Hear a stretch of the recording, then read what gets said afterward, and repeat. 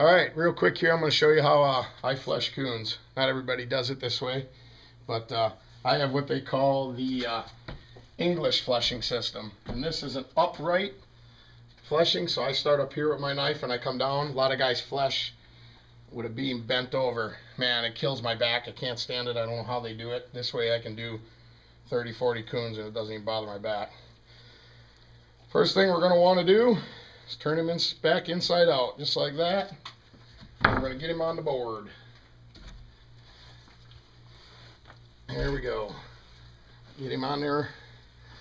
Pull this down, make sure we get nice and flat. All right. When you flesh a coon, you want to flesh him from the ears down.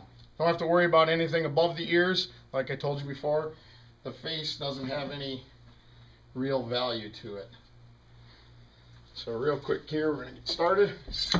Make sure my knife is clean. You just want to get all of that fat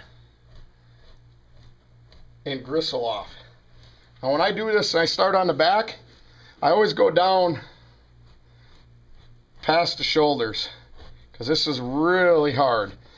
This Blue English system is a 2-knife system. Right now I'm using the sharp knife and I'm using a cutting motion. And like this is a really nice looking hide. Definitely prime. You got nice white leather. They got blue leather on there. It means they're not so prime. Give them a little turn here. Now this cheek meat that I have here that's around the ear, we got to get that off. You don't want no rotten meat on the hide. So that's about the only thing you're going to do that's really above the ears. Now what I'd recommend you do if you'd ever done this before is trap a bunch of early season coon that aren't going to be worth a lot and start fleshing them, because you're going to cut holes, you're going to tear them, and that's okay because you're going to do it to a hide that doesn't have a lot of value. This is going to be a really nice hide. This is a big coon, white leather. It's going to be really good. Now as we get down here and we get into by this arm, you're going to want to stop before you get to the arm. There's leg. I stop right there because you go any further, you're going to cut a hole. This all right in here, you take a little bit more of this out, but this right here can all be done with a dull knife. This is very thin around this bottom jaw area and the neck area. So I only go and I get that little bit of meat off of there and that little bit of lip. And that's all I do right in there because, like I said, that's real thin. You can take a real chance of cutting a hole, and you don't have to because your dull knife is going to be able to get that. Same thing on this side. We'll get that cheek meat off.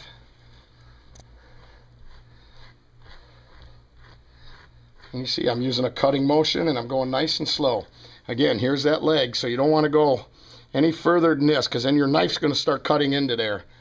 This with a sharp knife. When you get to the dull knife, then you can just go right over the top of that. You're not going to do any damage. So that's how I start them. Now I switch knives. I get this bottom jaw area. This is a dull knife. There's no edge on here. It's just used for basically scraping. And as you can see, that all scrapes off really nice right there by that bottom jaw. You can get right down by these legs. And now we're just scraping that fat off. Oh, there was a nipple and I tore the hole.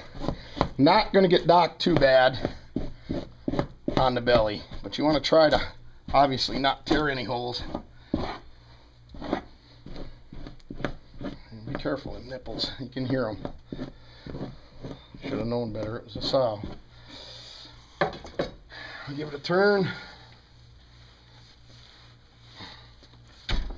We'll come right down here. Again, you can go right over the top of that. And then you'll feel as you get more towards the back, some nipples again. As you get more towards the back, the fat's not going to roll off that easy. It's going to get a little bit harder, a little more gristly.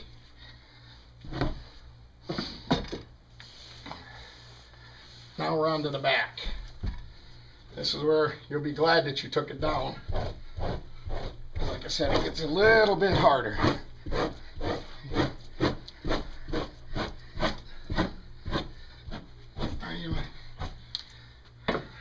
tail right away. Just keep working my way around.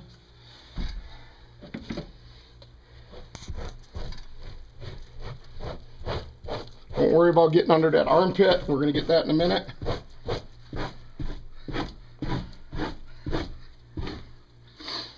There's that. Now, let's go up to that leg. Just like that. You can see that fat that was underneath that armpit. We'll scrape that off. That's good. Do the same to the other one. A little bit of fat right there we got to get.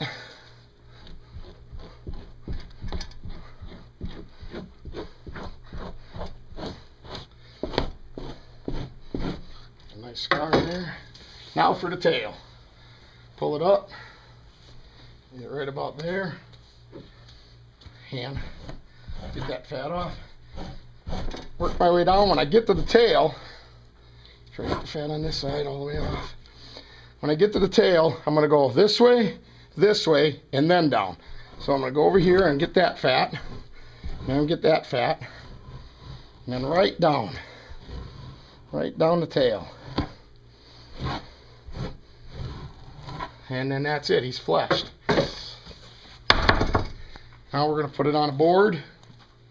This is a big coon, so we're going to put it on a big board. Slide it on there. Get it on straight. Make sure the legs are all straight. Go around to this side. Make sure the ears are straight. Come on down, tail in the middle. And we're ready to go here. Get my stapler. I use staples. You can use push pins. It's no big deal. Like that.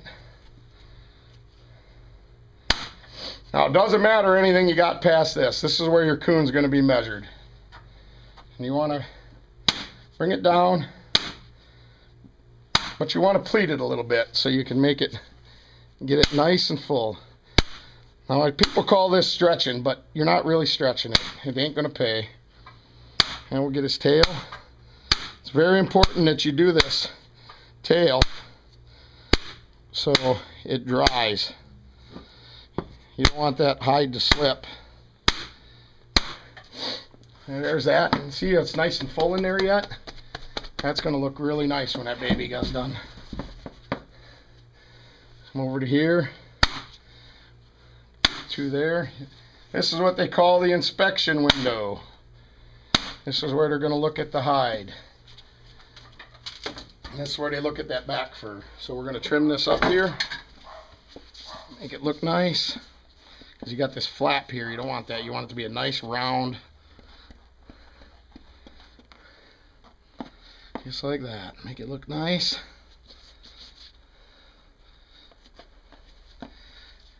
That's it. Put a belly board. That's what they call a belly board. This makes it so you can get the hide off after it dries. Just like that. Go out here in the daylight. Look at that.